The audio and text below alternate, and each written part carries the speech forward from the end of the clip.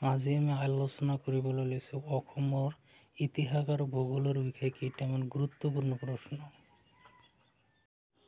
সকলো পৰীক্ষাৰ্থীৰ কাৰণে অতি ইম্পৰ্টেণ্ট। গতিকে ভিডিঅ'টো স্কিপ নকৰাকৈ শেষলৈকে চাব আৰু আমাৰ এই চেনেলটো ছাবস্ক্ৰাইব কৰি দিব। ধন্যবাদ। অসমৰ মাটিকালি কিমান? অসমৰ মাটিকালি হ'ল ৭৮,৪৩৮ বৰ্গ কিলোমিটাৰ। অসমৰ দক্ষিণ সীমাৰে পাৰ হৈ যোৱা অক্ষৰেখাৰ ডালৰ নাম কি?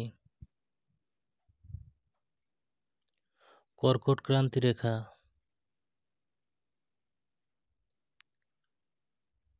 অসমৰ প্ৰধান নদীখনৰ নাম কি? ব্ৰহ্মপুত্ৰ।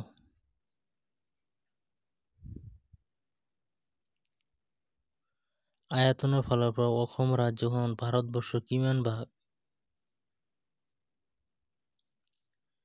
2.39%।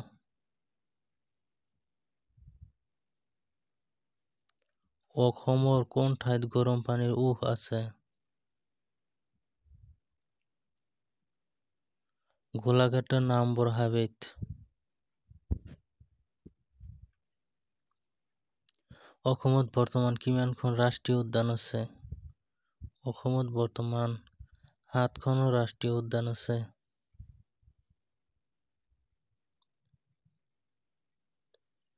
অসমত বৰ্তমান জিলা কেইখন?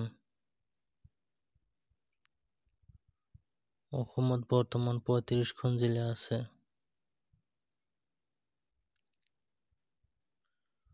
অসমত বৰ্তমান মহকুমা কেইটা? অসমত বৰ্তমান মহকুমা হ'ল 80টা।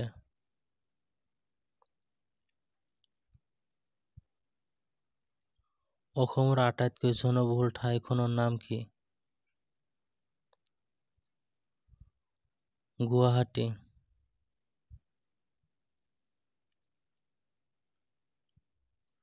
অসমৰ চূণশিল থকা ঠাইখনৰ নাম কি?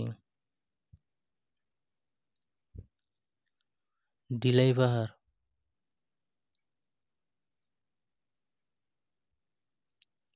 অসমৰ আটাইতকৈ ওখ থকা ৰেল ষ্টেচনটোৰ নাম কি? অসমৰ আটাইতকৈ ওখ থকা ৰেল ষ্টেচনটোৰ নাম হ'ল জাতিংগা ৰেল ষ্টেচন। 2022 চনত অসমৰ কোনবিধ বস্ত্ৰই GI টেগ সন্মান লাভ কৰে? অসমীয়াৰ স্বাভিমান গামোচা। অসমৰ একমাত্ৰ সাৰ কাৰখানাটো ক'ত আছে?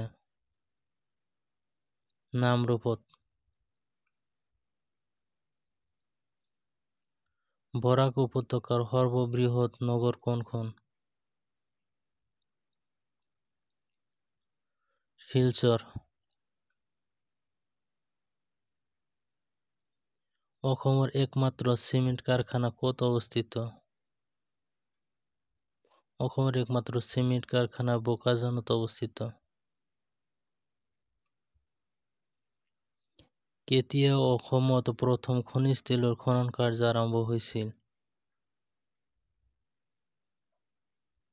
1889 চনত।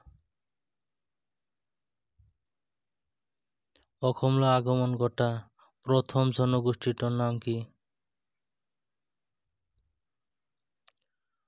অষ্ট্ৰীকসকল।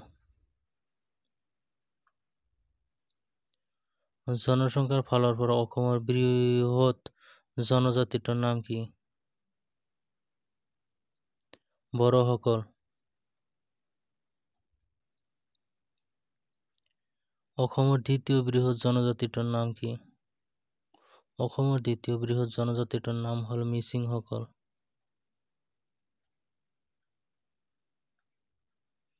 ভাৰতৰ উত্তৰ পূৰ্বাঞ্চলৰ দুৱাৰমুখ বুলি কাক কোৱা হয়? ভাৰতৰ উত্তৰ পূৰ্বাঞ্চলৰ দুৱাৰমুখ বুলি অসমক কোৱা হয়। অসমৰ আটাইতকৈ পুৰণি তেল শোধনাগাৰটোৰ নাম কি? ডিগবৈ তেল শোধনাগাৰ। 2001 চনৰ লোকপিয়ল মতে অসমত শিক্ষিতৰ হাৰ কিমান? 72.19%। অসমৰ কোনখন জিলাত বৰ্তমান জনসংখ্যা সৰ্বাধিক? নগাঁও জিলাত।